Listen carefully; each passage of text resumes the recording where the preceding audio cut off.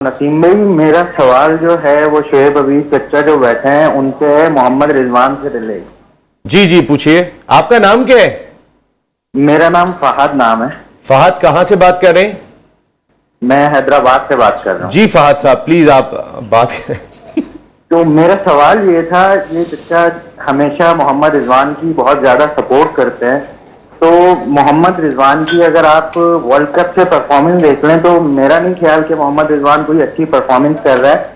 और उसका strike rate अगर आप देखें तो स्ट्राइक रेट भी उसका बिलो द एवरेज है, लेकिन फिर भी चचा मोहम्मद रिजवान के टॉपिक पर इतना हाइपर हो जाते हैं।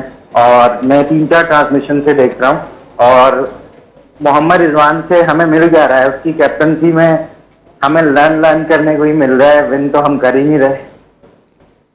लर्न करने को मिल रहा है, विन नहीं मिल रही है। शोएब भाई और फहद आप कोई बात और करना चाहेंगे? लाइन ड्रॉप हो गई। शोएब भाई जरा इसका जवाब दीजिए। सिंपल सा जवाब दे दूंगा, पास हो गया। अभी वो पाकिस्तान T20 की टीम में है भी नहीं।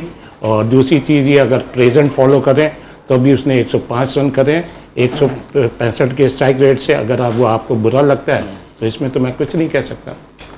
आप दिफा कर रहे हैं यानी T20 में आप भी, दूसरे लफ्जों में आप दिफा कर ही गए ना, कि आपने बता दिया कि 100 भी किया है, वो आप टीम का हिस्सा नहीं है। यानी दोनों बातें तो ना करें ना। मैं झूठ बोल रहा हूँ, उसने नहीं करे कि 105। वो तो आज तक वो 100 डिस्कस हो रहा है। वाहिद मैच जो चेस हुआ है अभी मैं बता रहा हूँ, वो रिजवान ने जो 100 किया था वही चेस हुआ है, बाकी तो और कोई चेस नहीं हुआ। अभी तक कितनी सेंचुरियां हुई हैं? अभी तक ये 5वें उसमें कितनी सेंचुरी हुई है? सर 4 सेंचुरियां हो चुकी हैं। 4 में एक उसकी है।